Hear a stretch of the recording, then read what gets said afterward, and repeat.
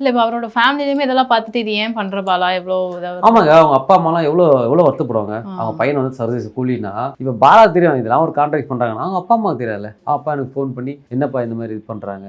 ஏன்பா இது? தெரியுதுப்பா. ஆனா வந்துட்டு இவங்க எதுக்கு அப்பா இதெல்லாம் வந்து மீடியா பசிப்பா இது. சும்மா இது பண்றதுப்பா. நீங்க ஃபீல் பண்ணிக்காதன்னா, வயசானவங்க அவங்களாம். ஹார்ட் பேஷண்ட் அவங்களாம். திடீர்னு அவங்களுக்கு விஷயம் தெரியாது. நம்மள மாதிரி அவங்க திங்க் பண்ண மாட்டாங்க. என்ன திடீர்னு சர்வீஸ் கூலின்னாங்க. என்ன ஆச்சு? என்ன ஆச்சு? அவங்களுக்கு இதெல்லாம் ஒண்ணுமே இல்ல அப்படி தெரியாது. ஆனா அவங்கள பயத்த ஐயோ என் பையனை சர்வீஸ் கூலின்னாங்களே. Simple matter. இங்க ஒரு பெரியவங்க இருக்காங்க. திடீர்னு அப்பா அம்மா இருக்காங்க. சர்வீஸ் கை கூலின்றாங்க. அவங்க அப்பா ஹார்ட் பேஷண்ட். எதனா வந்துட்டுனா இவங்க யாரா பதில் சொல்லுவாங்களா?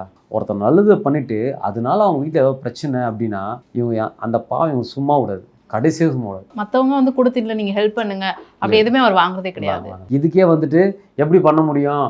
இங்கேருந்து வருது அங்கேருந்து வருதுன்றாங்க. இதுவே வந்துட்டு அவன் அப்படி பண்ணி தான் வச்சுங்களேன், அவதான் வந்துட்டு இதில் சம்பாதிக்காரு.